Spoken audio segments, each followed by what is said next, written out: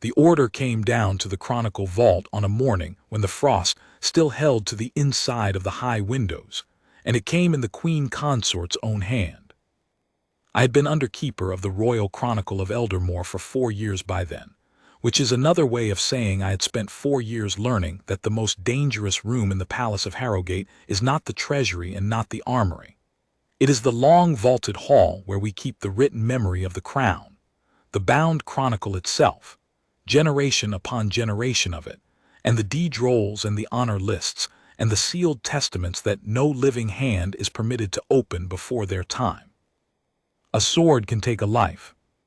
The chronicle decides whether that life is remembered as a hero or a traitor, and for how many 100 years.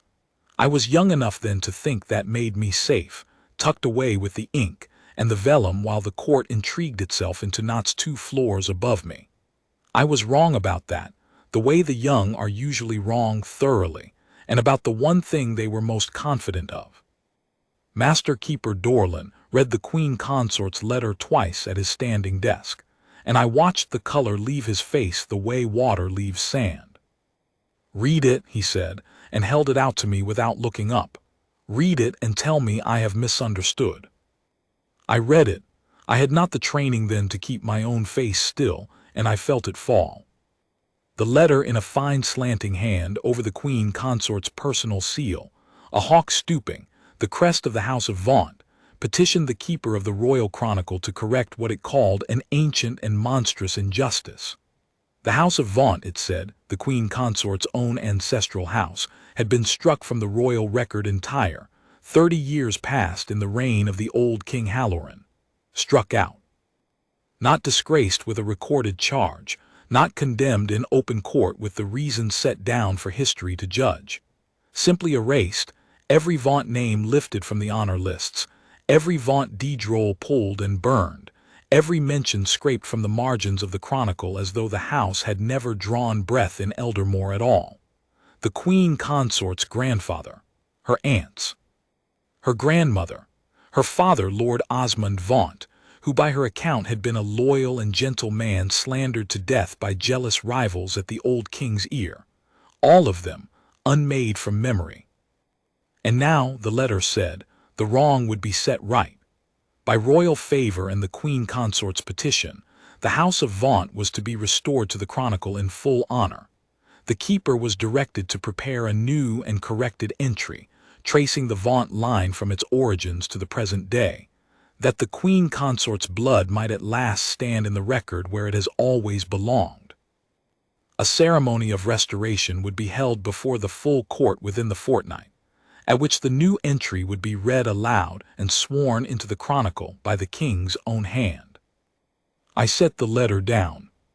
My fingers had gone cold, and not from the frost. "She wants us to write her family back into history," I said. "She wants us to write a story," Dorlin said quietly, "and swear that it is history. Those are not the same thing, Ansel, and the difference is the whole of our office." He rubbed his eyes. He was old, Dorlin, older than the chronicle deserved. He had kept it 31 years, and he had kept it honestly, which in this court is a kind of long, slow courage that nobody ever thanks you for. "You have never seen a house erased," he said. "You do not know what it takes. A king does not strike a name from the chronicle because he dislikes a man. He does not do it for slander. There is only one crime that earns erasure, and you know what it is." "Treason," I said. "Treason of the highest order, against the crown itself." He looked toward the far end of the vault, where the oldest volumes stood behind their iron grill, and passed them to the sealed testaments in their locked case that neither of us had authority to open. 30 years ago the old king unmade the House of Vaunt so completely that today there is no soul in this palace who can tell you what they did, no record, no witness willing to speak. That is not the mark of an innocent house wronged.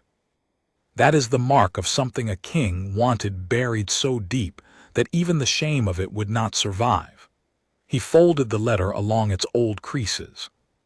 "And now the daughter of that house wears the consort's crown, and she would have us dig it up and gild it."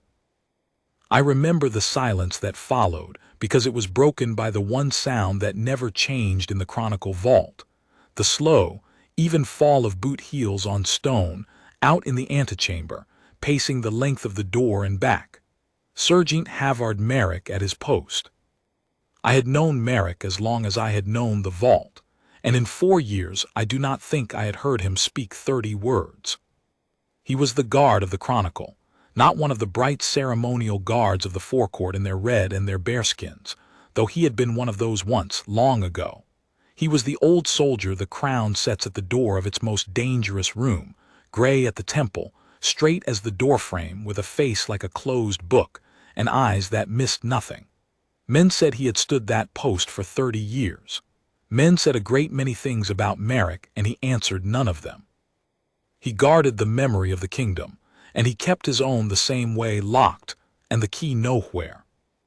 I did not know then, I could not have known, that of every soul in Harrogate, Serjeant Halvard Merrick was the one man alive who had been in the room the night the House of Vaunt was destroyed.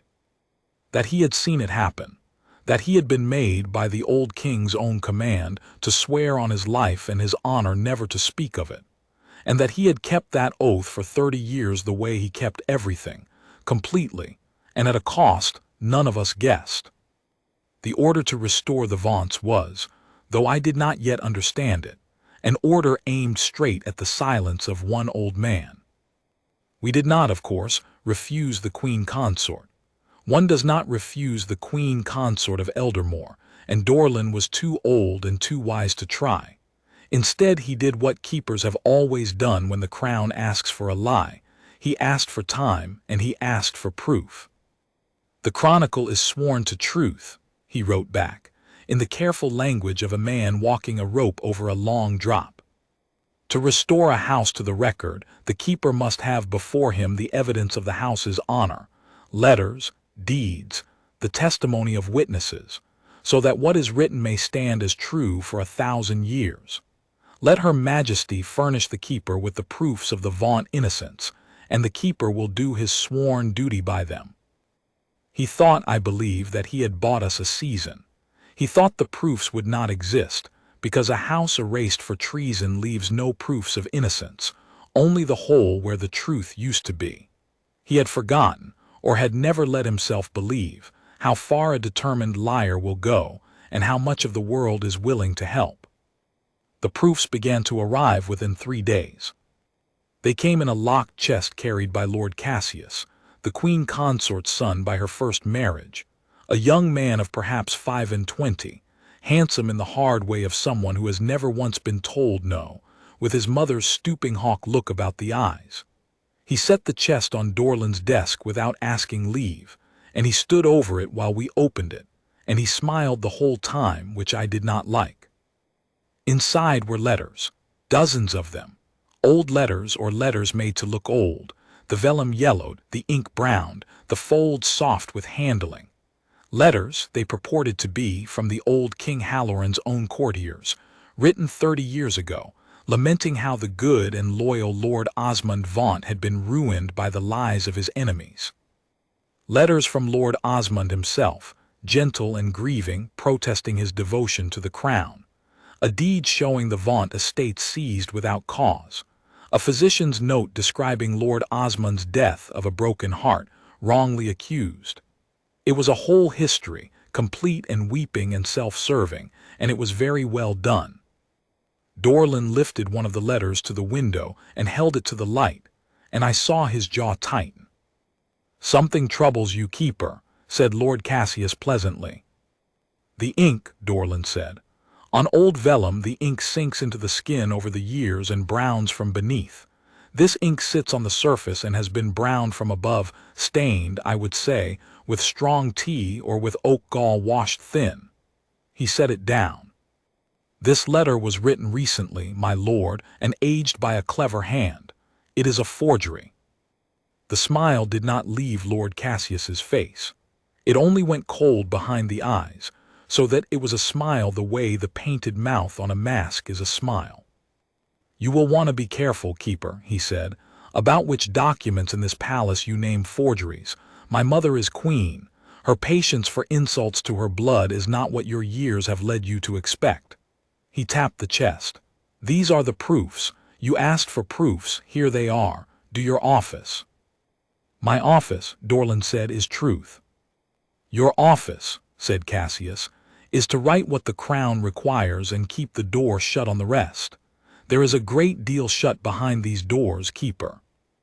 I would not go opening things, if I were a man your age with a young apprentice to think of. His glance flicked to me, and away, and it was the most frightening thing that had yet happened, precisely because it was so small. Then he bowed, exactly as far as courtesy required and not a hair more, and he left, and the chest of forgeries stayed on the desk between us like something that had died. Out in the antechamber the boot heels had stopped. Merrick was standing still. I could not see him from where I sat, but I knew the quality of that stillness. I had learned to read it over 4 years the way you learn to read weather. It was the stillness of a man listening. Dorland sat down slowly. He looked all at once every one of his years. He is right about one thing, he said. There is a great deal shut behind these doors.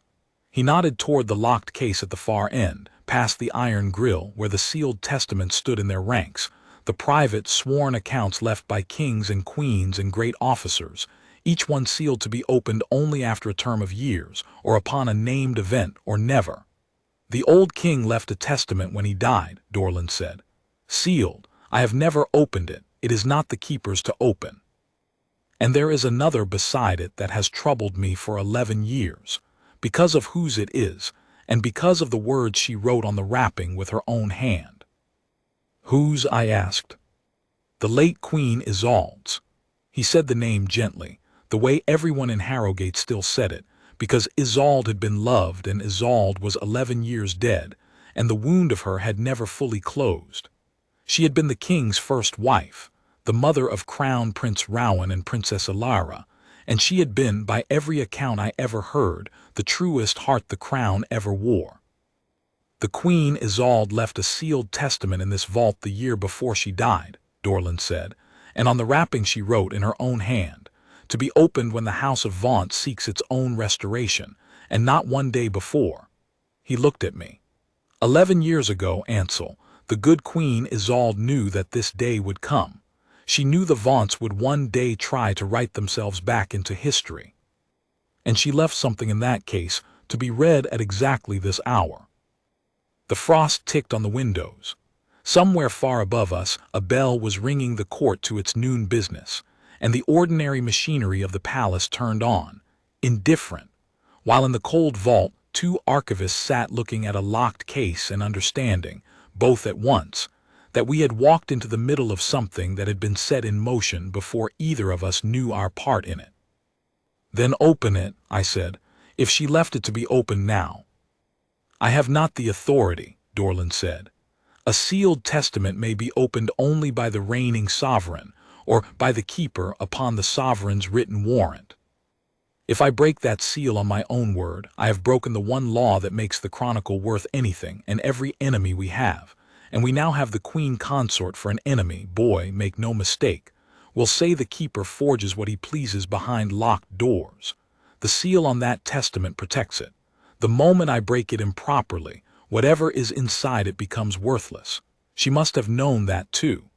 He pressed his hands flat on the desk to still them. Queen Isolde did not leave that testament for me. She left it to be opened lawfully before the court at the Restoration. She was cleverer than all of us. But it means we must let this go forward far enough to open the seal in the open. And if we misjudge the moment, the Queen Consort will have written her lie into the Chronicle before ever the truth is read. I understood, then, the shape of the trap we were in. To speak too soon was to be silenced and dismissed as forgers ourselves. To wait was to let the Restoration gather force until it could not be stopped. And the one document that might undo it all was locked behind a seal we were forbidden to touch, waiting for a moment we might not survive to reach. Out in the antechamber, the boot heels began again, slow, even the length of the door and back. Serjeant Merrick at his post, guarding a truth that even he did not know he already carried. I did not sleep that night. I lay in my narrow room off the scriptorium and I turned it over and over. the forged letters aging in their chest, the sealed testament of a dead queen, the Queen Consort's hawk stooping over all of it. And beneath every turn of it, one question I could not put down. Why would a woman as powerful as Morwenna, Queen Consort of Eldermoor, married to the king, mother of a favored son, risk so much to reach back 30 years and drag a dead and disgraced house into the light? She had everything a crown could give. What could the restoration of the House of Vaunt possibly give her that she did not already hold? I did not have the answer. But I had begun, that first cold night, to want it badly enough to look. And in the Chronicle Vault of Harrogate, wanting to look was the most dangerous thing a man could do. The restoration went forward, and it went forward fast. Within the week the whole court knew the Queen Consort's story, because the Queen Consort made sure of it. She told it at her table, and she told it in the long gallery, and she told it once to my own face, though she did not know she was telling it to the man who would help unmake it. I was crossing the upper court with a case of D-drolls when she came down the marble stair with her ladies about her, and the crowd of petitioners parted, and she stopped, deliberately, gracefully, as one who has learned that the best way to be seen weeping is to be seen mastering weeping. She was a handsome woman, Morwenna, past her middle years and still handsome, with a stillness of her own that I had been fool enough at first to mistake for dignity. It was not dignity, it was aim. "You are the young keeper," she said to me, "Dorland's apprentice." "Under keeper, your majesty." I bowed as low as the deed case allowed. "Then you will be the one to write my family's name back into the record." She let that sit, and she let her eyes shine, and every lady and every petitioner in earshot leaned a little closer to the grief of a queen. "You are too young to remember my father, Lord Osmond, the gentlest man who ever lived, and they called him traitor, and they took everything from him, his lands, his name, even his place in memory. Do you know what it is, keeper, to have your family struck out of history? To go to the Chronicle to find your own grandmother and find nothing, a scraped page, as though she had never been born. Her voice did not break. It bent, exactly as far as it needed to, and held. I have carried that emptiness my whole life, and now, by God's grace and the king's love, I will fill it. You will fill it with your pen. Does that not seem to you a good and holy work? And here is the thing I have never forgotten, the thing that taught me more about Morwenna than any forged letter. For one instant, standing in that cold marble court, I believed her. I felt the pull of it. It is a terrible thing to be erased. Anyone with a heart wants to see an injustice undone. She had found the true shape of a real wrong, and she wore it like a stolen coat, and it fit her so well that even I, who had held the forgeries in my own hands, felt the tug of sympathy in my chest. That was her gift. She did not lie against the truth, she lied along it. "It is a good work to set the record true, your majesty," I said carefully. "The keeper is sworn to it." Something moved behind her eyes. She had heard the seam in my answer, the space between true and what you wish. She smiled, and the smile did not reach anywhere near the stooping hawk of her gaze. "See that he is," she said, and went on down the court with her grief trailing after her like a train, and every soul who had heard her went away half in love with the wronged and gentle House of Vaunt. I understood, watching her go, why she was doing it in the open. She was not restoring a house. She was building a feeling. By the day of the ceremony there would not be a courtier in Harrogate who did not ache for the poor erased vaunts, and against a whole court's ache the truth would sound like cruelty. She was salting the ground before we could plant in it. And I understood, too, that I had let her look at me and remember me, and mark me as a young man who put true a hair's breadth ahead of what the crown requires. In this court, that was as good as painting a target on my back. Lord Cassius had already warned me once. His mother had now taken my measure herself. If we were going to reach that sealed testament before it was too late, we were going to have to be cleverer and quieter than either of them. And we were going to have to understand the crime that lay under all of it, the true thing the old king had buried, because Dorland was right. You cannot pull the truth into the light if you do not know its shape in the dark. So I began quietly to look. It is not easy to search a hole. The whole art of erasure is to leave nothing to find, and whoever had unmade the vaults 30 years ago had been thorough. There was no Vaunt entry in the Chronicle. There was not even a gap where one should be, because the pages had been rebound so that the numbering ran smooth over the wound. There were no Vaunt deed rolls. The shelf where they should have stood held other houses' rolls, shifted along to fill the space. Wherever I reached for the House of Vaunt, I closed my hand on air that had been carefully made to feel like it had always been empty. But erasure is done by men, and men are not as thorough as they believe. A house does not touch a kingdom for 100 years and leave no mark at all. It leaves marks in the places nobody thought to scrub, because nobody thought the house important enough to scrub them. I stopped looking for the vaults where they should be and started looking for them where they should not be, in other men's records, in the corners of other men's lives, in the accounts where a clerk had written a name, because he had no reason on earth to imagine that name would one day be forbidden. I found the first mark in the household accounts of the old King Halloran's reign, the dull ledgers of who was paid what, which no one ever thinks to censor because who reads them? A line 30 years old in a steward's cramped hand, to the household of Lord Osmond of Vaunt for the king's hunt at Ravensmere so much. There he was, real, once. And a few pages on, another line that stopped my breath, to Lady Emmeline of Vaunt for the physic and comforts of the young Prince Alaric in his sickness so much. Lady Emmeline of Vaunt, Morwenna's grandmother, the one whose scraped page the Queen Consort wept over in the marble court. And here she was, 30 years gone, paid by the old king's own steward for the physic and comforts of the young Prince Alaric in his sickness. Our king. When he was a boy and ill, a Vaunt woman had nursed him. I sat a long time with that ledger open. It did not fit the story either side had told me. It did not fit Morwenna's tale of a house that was all gentle innocence, and it did not fit Dorland's certainty of a house destroyed for the highest treason. What was a traitor's mother doing at the sickbed of the king's own son? And why, of all the vaunts, had Morwenna wept longest and loudest over this one, the grandmother, the scraped page, when it was her father Osmond she claimed to be restoring? I did not know, but I had learned the first rule of my trade, which is that when the hole in the record has a shape the story does not explain, it is the story that is wrong, not the whole. I took the ledger to Dorland. He read the 2 lines and he was quiet for a long while, and then he said a strange thing. "And a vaunt," he said it the way a man says a word in a language he half remembers from childhood. I have heard that name spoken exactly once in 30 years, Ansel, and I was not meant to hear it. He closed the ledger gently. It was the night the old King Halloran died. I was younger then, a keeper only a few years. I was called to the king's chamber to witness the sealing of his testament, as is the keeper's duty. He was far gone, the fever had him.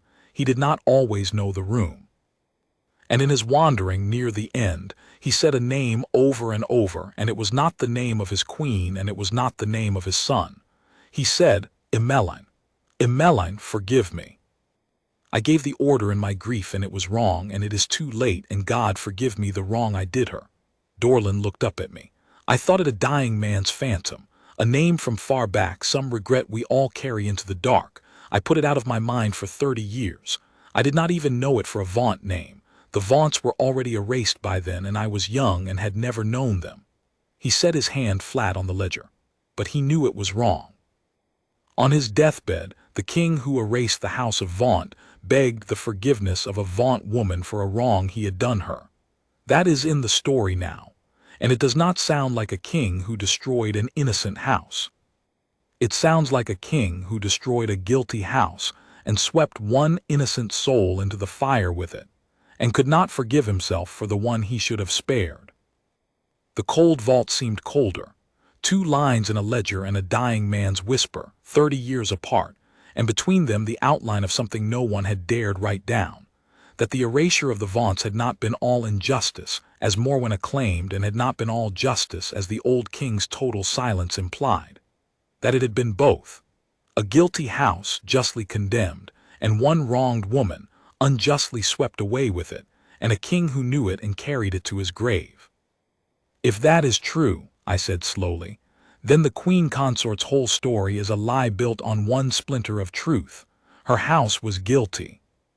But her grandmother may be the one true wound in the whole affair, Dorland said, and Morwenna is using that one true wound to smuggle the guilty back into honor along with the innocent. She weeps for Emmeline in the marble court because Emmeline is the part of the story that is actually true, and the tears are real enough to carry the lie. He shook his head slowly, and there was something almost like grief in it. It is the cruelest thing I have ever seen done with history, Ansel. She is not only lying about the dead, she is using a murdered woman's honor as a shield for the men who ruined her. If we are not very careful, the truth we tell will look like an attack on that poor woman's memory, and the whole court, primed by the Queen, will hate us for it. Then how do we tell it? We do not tell it, Dorland said. We prove it, and the proof is behind that seal. He looked toward the locked case and the late Queen Isolde's sealed testament waiting inside it, to be opened when the House of Vaunt seeks its own restoration, and not one day before. Isolde knew all of this. I would stake my life on it now. She knew the Vaunts were guilty, and she knew Emmeline was wronged, and she left the whole truth sealed in that case to be read at the one moment it could not be argued away. Our task is not to shout the truth from the gallery. It is to survive long enough and keep the ceremony honest enough that the seal is broken in the open before the king and the court, so that the dead queen may speak for herself when the living queen cannot silence her. He did not know yet, neither of us did, that Isolde's sealed words would not be enough on their own, that a testament, however true, is only ink, and ink can be called a forgery by anyone bold enough, and Morwenna was bold enough for anything.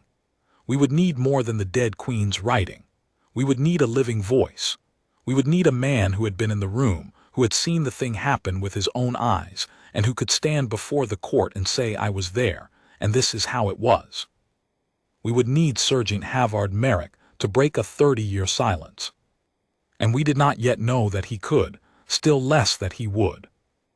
I learned it by accident, the way I learned most true things in that vault. The forged letters had to be catalogued, whatever else was true, the Queen Consort's proofs, entered and numbered against the day of the ceremony, so that Dorland could be seen to have done his office and could not be accused of hiding them. It was slow, cold work, and I was doing it late alone, by a single lamp, when I came to a letter I had not examined closely before, one of the supposed 30-year-old letters from the old king's courtiers, lamenting the fall of good Lord Osmond. It named names, this one. It named the men who had supposedly slandered Osmond to the king, and among them, written as one of Osmond's cruel accusers, was a name I knew. Halvard Merrick. I read it 3 times. The forger, whoever built Morwenna's story, had reached back 30 years and cast Serjeant Merrick, then a young guard, as one of the liars who had ruined the gentle Lord Osmond. It was a small thing in a long letter, but it told me something the forger had not meant to tell, that Merrick had been there. 30 years ago, at the fall of the Vaunts, the young Halvard Merrick had been close enough to the center of it that the people building the lie needed him in it. You do not write a man into a story he had no part in. You write him in because he was there, and you are afraid of what he saw. I did a foolish thing then. I was young, and it was late, and I was full of the story, and I took the letter out to the antechamber where Merrick stood his night post, and I showed it to him. He read it by the lamp without touching it, only leaning his head. His face did not change, but something in the room changed, a tightening, the way the air tightens before the first crack of a frost. They have made you one of Lord Osmond's accusers, I said, in the Queen Consort's proofs. It is a forgery, Serjeant, we know it is, but you were there, weren't you, 30 years ago? You were there when the House of Vaunt fell. For a long moment I thought he would say nothing, as he had said nothing for 4 years. He looked at the letter, and then he looked at me, and I saw, for the first and almost the only time, straight past the closed book of his face to the thing behind it, and the thing behind it was grief. Old grief, worn smooth as a stair-step, 30 years deep. "Put that letter back where you found it," he said, "and forget you brought it to me." "Sergeant, I am not permitted to speak of it." He said it flatly, and it was not a refusal so much as a wall, a thing he stood behind because there was nowhere else to stand. I swore an oath to the old king upon my honor and my life. He is dead, but the oath is not. A man's oath does not die with the man he swore it to. That is the whole of what an oath is. I have kept it 30 years. I will keep it 30 more. He turned his eyes back to the middle distance, to the parade ground stillness. "Go to bed, underkeeper." I went, but at the door I stopped because I could not help it. "There was a woman," I said, "Lady Emmeline of Vaunt. She nursed the king when he was a boy and sick. The old king begged her forgiveness on his deathbed for a wrong he did her." I watched his jaw. "You knew her, didn't you?" I have thought many times since about what I saw in Halvard Merrick's face in that moment, and I have never found the right word for it, because it was too large for a word. It was as though I had reached into a locked room he had carried inside himself for 30 years, and laid my hand on the one thing he had built the whole room to keep. He did not answer me. He did not have to. His silence, which had been a wall, became for one instant a window, and through it I saw that Lady Emmeline of Vaunt was not a scraped page to this man. She was a person he had known and failed to save, and he had been carrying her, alone, longer than I had been alive. "Go to bed," he said again, very low, and I went, and this time I did not stop. But I understood now what we had. Not only a dead queen's sealed testament, a living witness, the last one, who had seen the whole truth and been sworn to silence, and had kept that silence at a cost I was only beginning to guess. The question was no longer whether the truth existed. The truth stood at the vault door every night in an old soldier's boots. The question was whether anything on earth could make Halvard Merrick break an oath he had held for 30 years, and whether we could reach that moment before Morwenna reached hers. She reached hers first. She very nearly reached all of them first. 3 days before the ceremony, the king's warrant came down. King Alaric himself, over the Great Seal, directed the keeper of the royal chronicle to prepare the restoration of the House of Vaunt and to swear it into the record at the ceremony, the king being satisfied in the justice of the cause. Satisfied. Dorlin read that word and put the warrant down very slowly. "She has him," he said, "or half of him. He was a boy when the Vaunts fell. He will remember almost nothing of it himself, and what he remembers is a Vaunt woman's kindness at his sickbed, if he remembers even that. He has no reason to doubt his wife and every reason to want her old grief healed. She has spent 11 years as his consort, Ansel. She knows exactly which door in that man leads to yes." He tapped the warrant. "And now the king's own word directs us to write the lie. We are past asking for proofs now. If we refuse the king. And the moment we refuse the king, we are removed, and honest keepers are removed with us, and she puts her own creature in this chair to write whatever she pleases into the chronicle forever." He looked, suddenly, very frightened, which frightened me more than anything, because Dorlin did not frighten. "That is the true prize, do you see it now? It was never only the Vaunts, it is the chronicle itself. If she can make the keeper write one great lie by the king's own warrant, she has proven that the record bends to the crown's wish, and a record that bends is a record she can use for anything. For her son's claims, against the late queen's children, against anyone. The restoration of the Vaunts is the axe. The chronicle is the tree."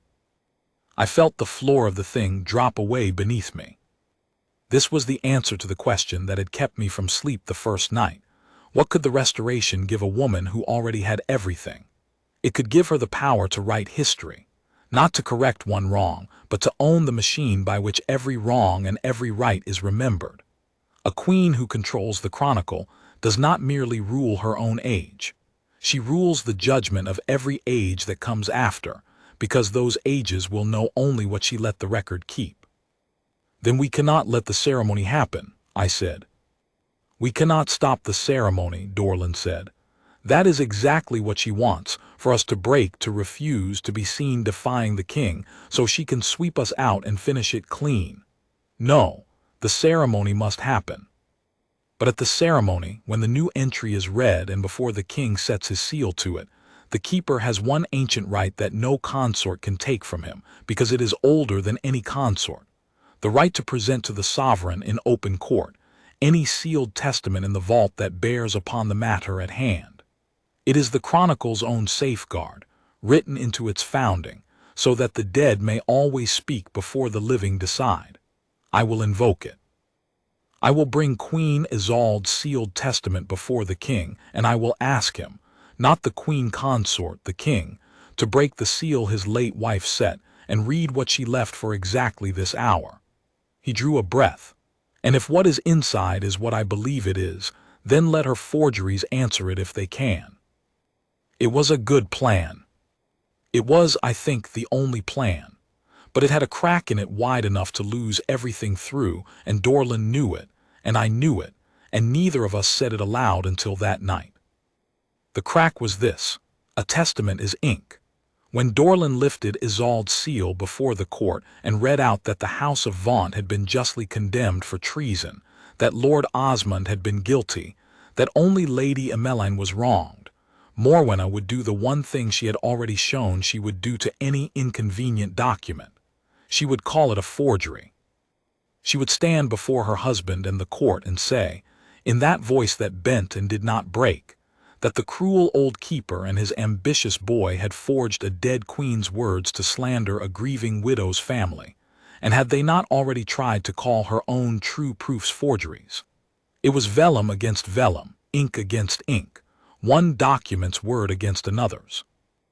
And in a contest of documents, the Queen Consort had the court's whole heart already in her hand, wept into place over a fortnight of grieving in the marble gallery.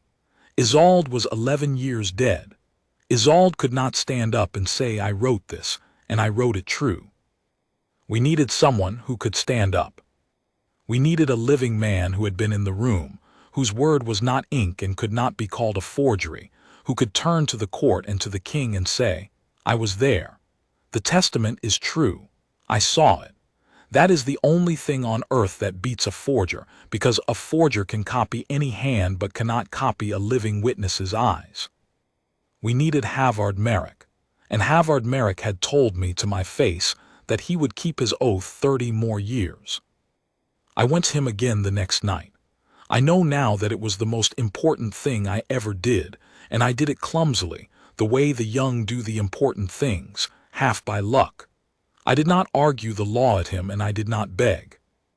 I brought him the household ledger, the real one, 30 years old, and I opened it to the line, and I set it on the little shelf beside his post where the lamp fell, and I did not say anything at all. I just let him look at it. To Lady Emmeline of Vaunt, for the physic and comforts of the young Prince Alaric in his sickness. He looked at it for a long time. The boot heels did not move. When he spoke at last, his voice had changed. It had lost the wall.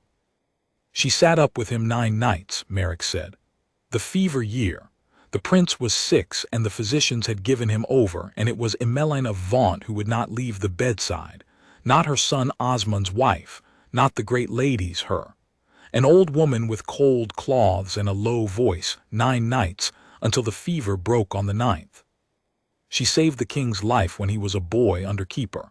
That is the woman the Chronicle says never existed. His hand came up and rested, just for a moment, on the edge of the ledger, not quite touching the page. And a year later I stood by and watched her name struck from the record with the rest of them, and I said nothing, because I was ordered to say nothing, and I have said nothing for 30 years. He took his hand back. You think you have found a way to make me speak. You have not. You have only found the reason it costs so much that I have not. They are going to restore her, I said quietly, but not to honor her, to hide her father, her son Osmond, behind her. The Queen Consort is going to use Emmeline's real goodness as a coat to dress the guilty in. When it is done, the Chronicle will say the whole House of Vaunt was innocent and wronged. Emmeline's true story, the 9 nights, the saving of the king, will be buried under the same lie that saves the men who don't deserve it. She saved the king's life, Serjeant, and they are going to spend her honor to buy their own. I made myself say the last of it. You kept silent 30 years to obey a dead king's order. If you keep silent 3 more days, you will be obeying a living queen's lie. The oath you swore was to protect the truth of that night. It was never to protect this." Merrick did not answer me. He stood his post, and his eyes went forward, and after a while I understood that he was not going to say anything more that night, and I gathered up the ledger and I left him there in the lamplight, an old soldier alone with a ledger line and 30 years. I did not know if I had reached him. I told myself I had not. I told myself we would go into the ceremony with only ink to set against Morwenna's ink, and we would lose, and the Chronicle would become a liar's tool, and there was nothing more to be done. I was wrong about that too, but I would not learn how wrong until the doors of the great hall opened, and the whole court of Eldermoor gathered to hear a lie sworn into history, and to see who, in the end, would stand up. The day before the ceremony, Morwenna made her last move, and it was the cleverest of all, and for a few hours it looked as though she had won everything. She came for Merrick. I did not see it happen. I heard it in pieces the way you hear a stone fall down a well. A steward's order signed by the Queen Consort's own controller, honoring the long and faithful service of Serjeant Halvard Merrick of the Chronicle Guard, 30 years and more at his post, and the Crown, in its gratitude, was pleased to grant him his rest. He was pensioned, retired, effective at once with a purse and a cottage on a far estate and every courtesy. He was to give up his post that very evening and be gone from Harrowgate by morning, well before the ceremony, well away from the great hall, an old soldier honorably put out to grass. It was beautifully done. There was nothing to fight. You cannot refuse a pension. You cannot storm the court demanding the right to keep guarding a door. On its face it was kindness, the grateful crown thanking a faithful servant. Underneath it, it was the removal of the last living witness from the building, 3 days after I had shown that witness a ledger, cloaked so gently that no one but Dorlin and I would ever see the knife inside the glove. She had guessed. Of course she had guessed. She had built her whole scheme on the silence of that night, and she had felt, somehow, the one silence beginning to stir, and she had reached out and lifted the man who held it clean off the board before he could speak. Dorlin sat with his head in his hands when the word reached us. "That is the game finished," he said. "The testament alone she will call a forgery, and now there is no living mouth to say it true. He will be 40 miles gone by morning. She has thought of everything." He looked 10 years older than he had that first frostbitten morning. 11 years the good queen planned for this hour, and it comes apart in an afternoon because a controller signed a pension. That is how it always goes, Ansel. The honest lay their plans over years. The wicked undo them in an evening, and call it a favor. I went down to the antechamber that evening because I could not stand not to. Merrick was taking his few things from the little chest by his post. There were almost none. A man who has stood one door for 30 years does not accumulate much. He had already given up his rifle to the armory. He looked strange without it, smaller, an old man in a plain coat instead of a soldier at a post. He did not look at me when I came in. "I heard," I said. "Sergeant, I am sorry. This is because of me, because I brought you the ledger she must have." "She does not know what you brought me," Merrick said. "She knows only that I am the last one, and she is a careful woman, and she is clearing the table before the game." He closed the little chest. "You did not do this. She would have done it whether you had come to me or not. Do not carry what is not yours. There is no room, once a man starts, and it never stops coming." He said it like a man who knew. "They will read the lie tomorrow," I said, "and there will be no one to answer it. There will be the keeper, and the dead queen's testament, which she will call a forgery, and the court will believe her, because you will be 40 miles gone and there will be no one who was there." I heard my own voice crack and did not care. "You were there. You are the only man alive who was there. And tomorrow the House of Vaunt will be sworn back into honor with your own eyes 40 miles away, and the woman who saved the king's life will be buried under the lie forever, and you will be sitting in a cottage on a far estate with your pension. Is that keeping your oath, Sergeant? Or is that just the last order you were given by someone who wanted you gone?" He turned then, and I braced for anger because I had earned it. But there was no anger in his face. There was something worse, which was a kind of terrible patience, the patience of a man who has already had every argument I was making with himself 10,000 times for 30 years, and lost it every time to the same wall.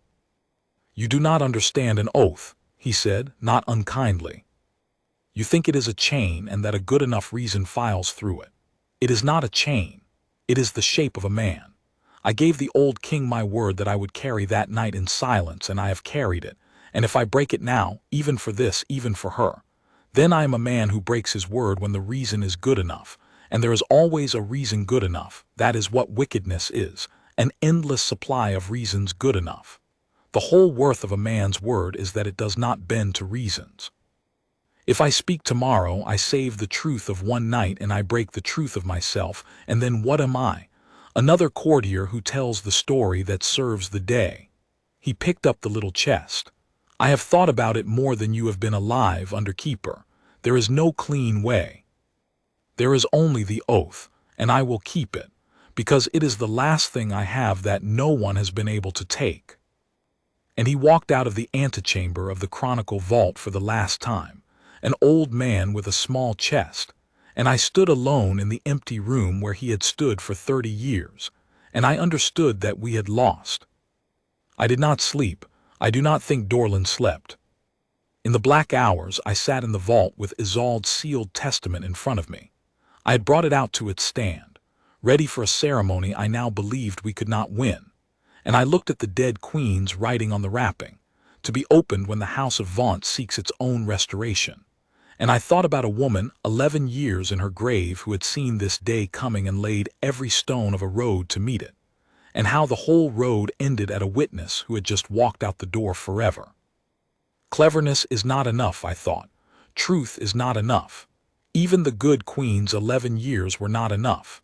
In the end, it comes down to whether one living man will stand up, and the one living man had told me to my face that he would not. The morning of the ceremony came gray and hard. The great hall of Harrowgate filled from the doors inward, the court in its orders and its colors, the officers of the household, the crown prince Rowan grave at his father's right hand, the Princess Alara beside him, and the king's sister, the Princess Adela, sharp-eyed, watching everything, missing nothing, the way she always did. The king came in last and took the high seat, and I saw at once what Dorlin had meant. Alaric was a good man and a tired one, and when his eyes found his wife where she stood in her grief and her dignity by the Chronicle's reading stand, they softened. He wanted this. He wanted to give her back what she had lost. There is no lever in the world stronger than a good man's wish to heal someone he loves, and Morwenna had her whole weight on it. She was magnificent that morning. I will not pretend otherwise. She wore mourning violet for a family 30 years dead, and she carried herself like sorrow finally allowed to stand upright, and when she spoke to the hall, briefly, gracefully, her voice bending and holding, there was not a dry eye in the place by the end of it. She spoke of erasure. She spoke of a grandmother scraped from a page. She spoke of a father called traitor by liars, and of a lifetime spent carrying an emptiness where a family's honor should have been. And she thanked the king her husband for the love that would fill it, and she asked the court, with her eyes shining, to witness the righting of an ancient wrong. When she finished, men who had never heard the name Vaunt before that fortnight looked ready to take up arms for it. Then it was the keeper's turn to read the new entry into the Chronicle, and Dorlin rose. He was old and he was frightened, and I had never been prouder of any man. He did not read the entry. He set the false leaf down on the stand, and he addressed the king directly, in the old formal words of his office, and he invoked the Chronicle's ancient safeguard, that before any matter is sworn into the record, the keeper may present to the sovereign in open court any sealed testament in the vault bearing upon that matter, that the dead may speak before the living decide. And he lifted Queen Isolde's sealed testament from its stand, and held it up so the whole hall could see the dead queen's seal upon it, and the good queen's own writing on the wrapping. "This was left in the vault 11 years ago," Dorland said, and his old voice carried, "by the late Queen Isolde of blessed memory, sealed by her own hand, with these words written upon it, to be opened when the House of Vaunt seeks its own restoration, and not one day before. That hour, Majesty, is now. Before this court swears anything into the chronicle concerning the House of Vaunt, the law of the record requires that your late queen be heard, for she foresaw this day and left her word to meet it. I ask you, not the Queen Consort, but you, sire, the sovereign, to break your late wife's seal and read what she left." The hall had gone very still. I watched Morwenna, and I saw the only flaw in her whole performance, a single beat, a stillness that was not grief but calculation, as she measured this and found it dangerous and readied herself. And when the king reached out and took the testament and looked at his dead first wife's seal and hesitated, Morwenna stepped smoothly into the hesitation. "My lord," she said gently, "I would not for the world silence your dear Isolde, but I must, in fairness to my own poor dead, say what everyone in this hall is too kind to say. The good queen has been 11 years in her grave. This paper has sat in a locked vault kept by that same old man and his boy, the very keepers who called my family's true proofs forgeries not a fortnight past. I make no accusation. I only ask, are we to overturn the king's own warrant and blacken a grieving family on the word of a document that no living soul can swear to, produced from a locked room by men who have already shown where their hearts lie? Break the seal if you wish it, my lord.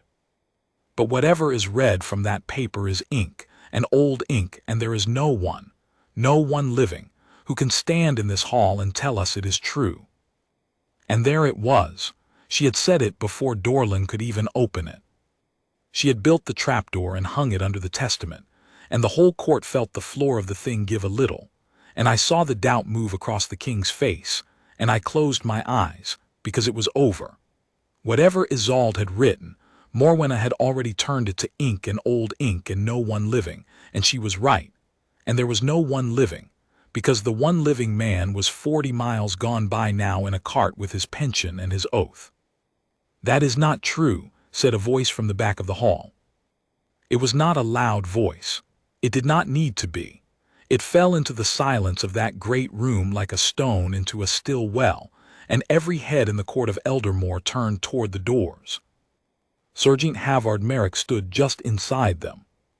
He was not in his plain coat, and he had not gone to any cottage. He had put on his old dress uniform, 30 years' worth of it, the scarlet gone slightly dark with age and pressed knife-sharp, the medals he had never once worn to his post polished to catch the gray light, and he stood in the doorway of the great hall the way he had stood at the vault door for 30 years, straight as the frame, still as stone. An old soldier arrived exactly where he had sworn never to go. "There is a living soul who can stand in this hall and tell you it is true," Halvard Merrick said. "I am the man. I was there. I have gone over what followed 100 times, and I still do not fully know how to hold it, because I watched a man break the shape of himself on purpose and become, in the breaking, more himself than I had ever seen him. He walked up the length of the great hall, slow, even the boot heels I had heard for 4 years. Only now they rang on the great stone of the court, instead of the small stone of the antechamber. And the whole gathered power of Eldermoor watched him come, and he stopped before the high seat, and he saluted the king as he had not saluted anyone in 30 years, and then he stood at his ease of an old soldier, and he began to speak. "Sire," he said, "I am Serjeant Halvard Merrick, 31 years of the Chronicle Guard, and before that of your father's household guard, and it is of your father's household guard that I must speak, because 30 years ago I was a young man in it, and I was in the room the night the House of Vaunt was destroyed, and I have kept silent about that night from that day to this because your father, the old king, ordered me to keep silent upon my oath. I have kept the oath. I am breaking it now in open court before you, and I will give you my reasons, and then you may do with me as a man does with an oath-breaker, and I will not complain of it. But you will have the truth first, because the truth is being spent in this hall to buy something it was never meant to buy, and I find, sire, that there is one thing I cannot carry to a cottage and sit beside for the rest of my days, and it is the silence, if the silence is used for this." Morwenna moved. "This man has been pensioned," she said, and her voice had lost its bend. It had gone straight and cold. "He is dismissed from the crown's service, and he has no place in this hall. Sergeants do not address the king uninvited. Guards remove him. He will speak." King Alaric had not raised his voice, but it stopped the hall like a hand on a bell. He was looking at Merrick, and something had come into the king's face that I had not seen there before, a listening, a leaning toward, as though far down under 30 years a boy of 6 was stirring at the sound of a voice from a sick room. I gave no order that this man be silenced. My father set him to guard the Chronicle. I have passed that door 1,000 times and thought him part of the stone. If that stone has found a voice after 30 years, I will hear what has been standing at my door all my life. He set his hand flat on his dead wife's sealed testament, unopened on the arm of his chair. "Speak, Serjeant, all of it." And Halvard Merrick told it. He told it plainly, without color, the way a soldier tells a thing he has seen, and it was more terrible and more true for the plainness of it. He told how the House of Vaunt had been great in the old king's reign, and how Lord Osmond Vaunt, the gentle, wronged father of Morwenna's story, had not been gentle and had not been wronged, but had been a proud and grasping man who had looked at the throne of Eldermoor and decided it was closer to his blood than to the king's, and had gathered other discontented lords to him, and had made a plot. Not a plot of rumor and slander, Merrick said, but a plot of poison and of steel. On a night 30 years past, Lord Osmond and his confederates had moved to take the palace by treachery, to seize the old king and force the succession into the Vaunt line, and that same night to make certain of it by removing the ones who stood in the way. Among the ones in the way was the king's young son, the Prince Alaric, 6 years old. "Your life was the price of the House of Vaunt's ambition, sire," Merrick said. "That is the thing that has been erased. That is the thing the Chronicle does not say, and this fortnight's grieving has not mentioned. On the night of the plot, men in Lord Osmond's pay came for you in your chamber, and they would have done what such men do, and there would be a different house on the throne of Eldermoor tonight, and your name in the ground these 30 years, but for one person in all the House of Vaunt who would not have it." The hall did not breathe. "Lady Emmeline of Vaunt," Merrick said, "Lord Osmond's own mother. She had nursed you through the fever the year before, 9 nights at your bedside when the physicians had given you over, and it was her cold cloths and her low voice that pulled you back, and I think in those 9 nights she came to love you as her own, though you were the son of the house her son meant to supplant. When she learned what Osmond intended, when she learned they were coming for the boy she had saved, she did not go to her son and plead. She knew her son. She came instead in the dark to the household guard, to a young sergeant on the corridor of the royal chambers, and that young sergeant was me. She told me everything. Names, hours, the corridor they would use. She gave up her own son and her own house to save the king's child, and she did it knowing exactly what it would cost her, because a house does not forgive the one who betrays it, and neither in his grief does a king." His voice did not break, but it thinned, the way a rope thins where it has borne a weight too long. "We were ready for them because of her. The plot failed on the threshold of your chamber, sire. You slept through it, a boy of 6, and never knew how near it came. Lord Osmond and his men were taken, and Lady Emmeline—" He stopped. He made himself go on. "There was fighting in the dark of the corridor, sire, and it was quick and it was ugly, and Lady Emmeline of Vaunt was in the midst of it because she had come to be sure the warning had reached you, to stand between the door and the men if the warning had failed. She did not need to be there. The warning had done its work, but she would not trust the boy's life to anyone's word but her own eyes, and so she was in the corridor when the steel came out, and she was struck down in it, and she died before morning. She died, sire, standing between assassins and the door of a 6-year-old boy who was not her blood and whose house she had every reason to hate.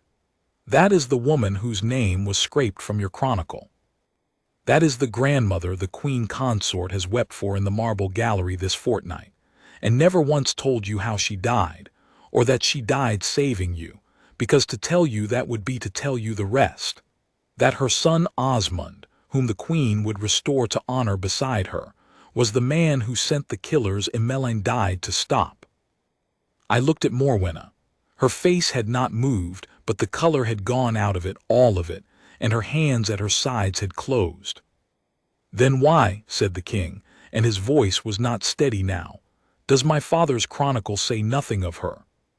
Why is she scraped out with the rest, if she saved my life?" "Because your father was mad with grief and rage, sire, and he did a wrong thing, and he knew it." Merrick's jaw worked. When it was done, and the plot broken, and his son safe, the old king looked at the ruin of that night, and he could not bear the name of Vaunt in his sight, not on the honor lists, not in the deed rolls, not in the margin of a page. The house had reached for his child's life. He would unmake the house from the memory of the world. He gave the order for the erasure in the first black hours after, and it was a total order, every Vaunt, and no one dared tell him. No one but me, and I was a young serjeant, and I tried, sire. I stood before your father, and I said, my lord, not the Lady Emmeline. She saved the prince. She died for him. Do not strike her out with the guilty. And your father, who was not himself that night, who had nearly lost you, told me that the name of Vaunt would be erased entire or not at all, that he could not carry the house's guilt and its one grace in the same breath, that it was easier to lose her with them than to keep her among them, and he forbade me, on my oath and my life, ever to speak of any of it again. The plot, the poison, the corridor, Emmeline, all of it, sealed in me. And then he made himself forget, the way great men do, and he reigned 9 more years, and he died with her name on his lips begging her forgiveness, because a man may order a thing done and still know underneath that it was the worst thing he ever did. He turned then from the king to the whole hall, and he looked older and straighter than any man I have ever seen. So the record is a lie 2 ways over, Merrick said. It lies by silence about the guilty. Osmond and his plot are struck out, so that a clever woman may now paint him gentle and wronged, because there is nothing written to say otherwise. And it lies by silence about the one who was good. Emmeline is struck out with them, so that the bravest deed I ever witnessed vanished from the world, and the woman who saved the king became a scraped page. I have carried both those lies for 30 years because I was ordered to, and I will not carry them 1 hour longer to see the guilty made honorable and the good used as their paint. Restore the House of Vaunt entire, sire, and you honor the men who came for you in the dark. Leave it erased, and you keep Emmeline in her grave a second time. There is only one true thing to be done with that night, and it is neither of those, and I think your late queen knew what it was and wrote it and sealed it in your hand. I have said my piece. I was there. Every word is true. Break the seal, sire, and see if the dead queen does not say the same. For a long moment no one moved, and then the king, with a hand that was not steady, broke the seal of his dead first wife's testament and unfolded it, and read it in silence, and I watched 11 years and 30 years meet in one old grieving man's face. She writes, said King Alaric at last, and his voice was rough, what the serjeant has spoken, all of it. She learned it from him, she says. She sought him out years after, the only witness, and drew the truth from him under his oath by promising it would sleep in this vault until the House of Vaunt itself tried to wake it. She foresaw that they would try. She writes, he stopped and steadied himself and went on.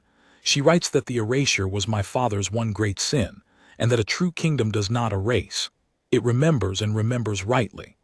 That the guilty must be recorded as guilty, so that no grieving liar may ever again paint them innocent from the silence.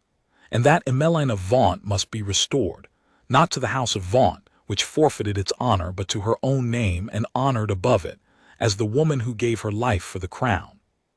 She writes, the king's voice finally broke, and he did not hide it, that she leaves this in trust to whoever loves the truth enough to open it, and she is sorry she could not live to speak it herself, and she hopes there will be a keeper honest enough and a guard brave enough to see it done. "There was Isolde," he said, very low to the page to the woman 11 years gone. "There was."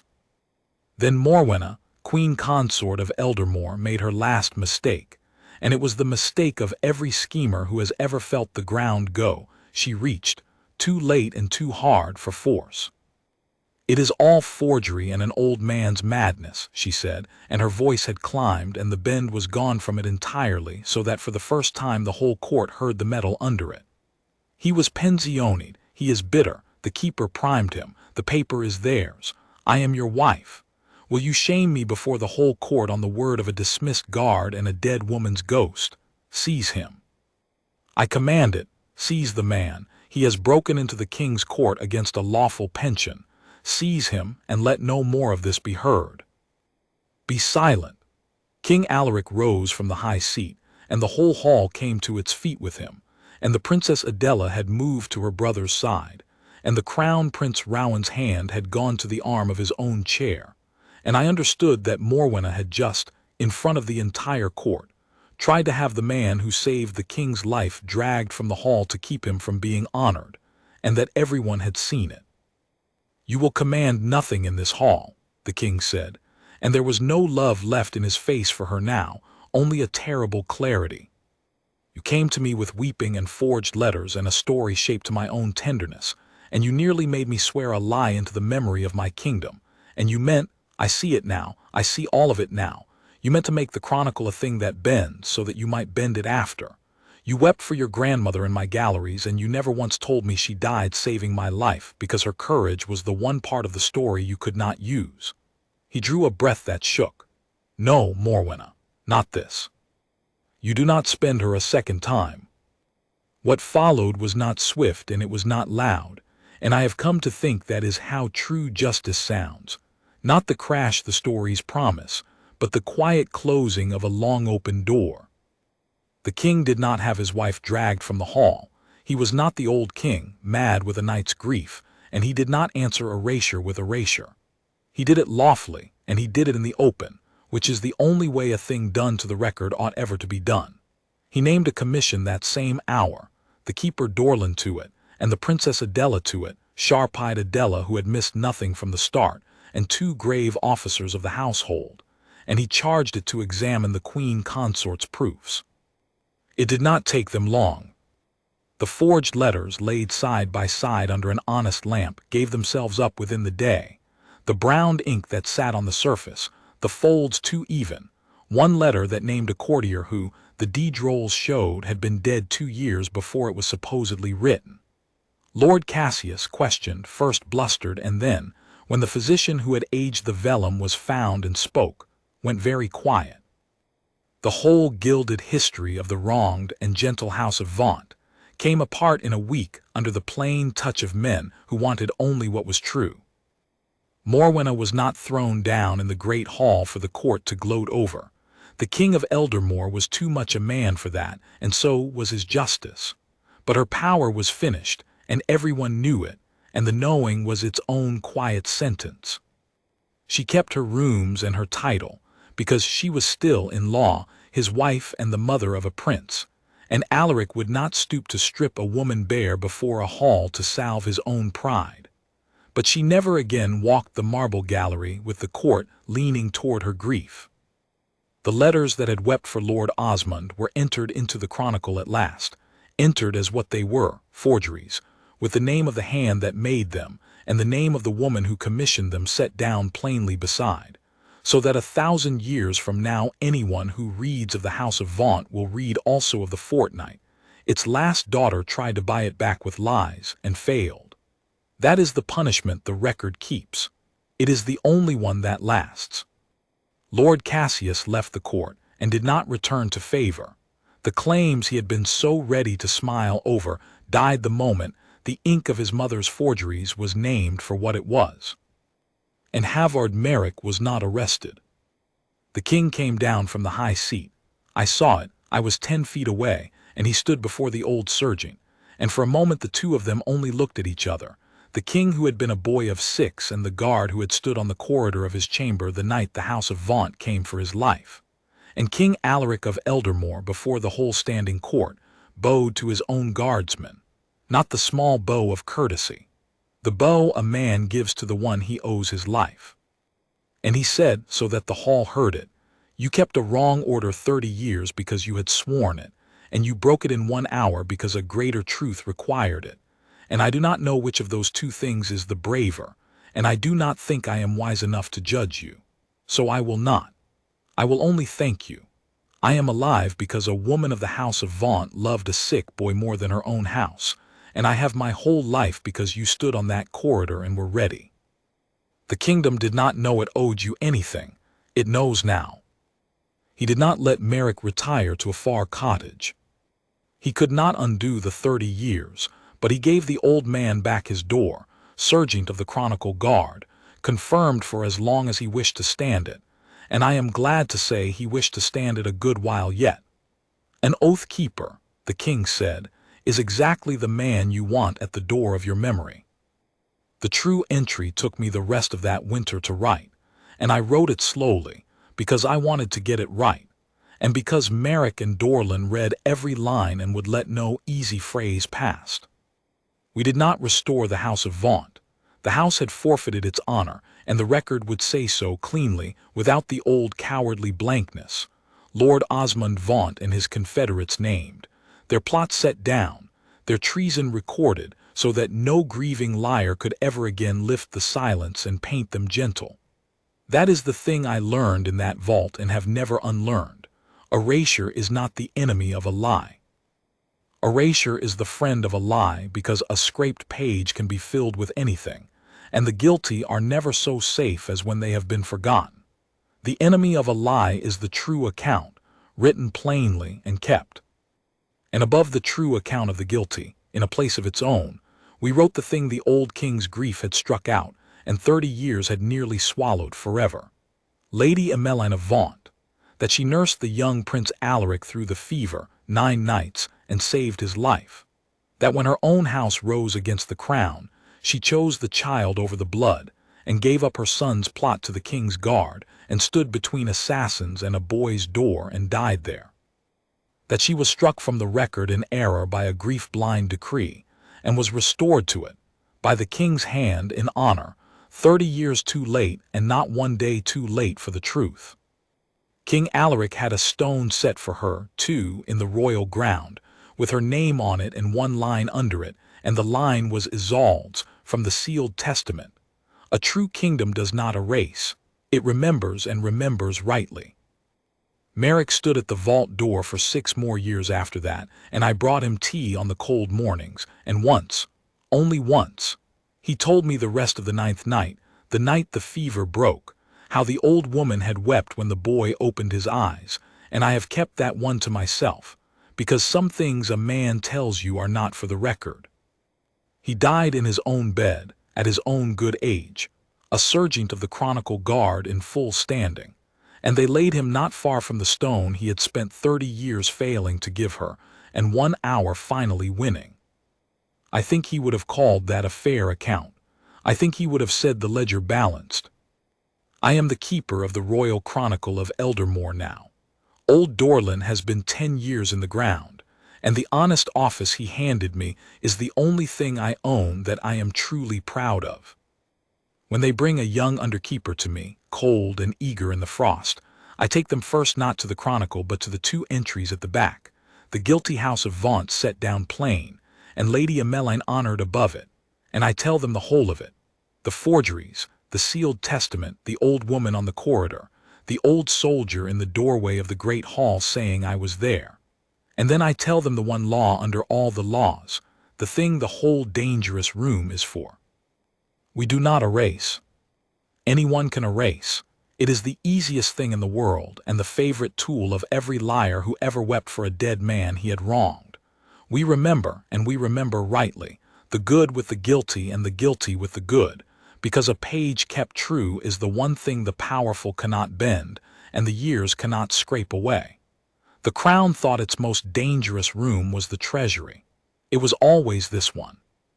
And the man who guarded it best never carried a rifle at the end.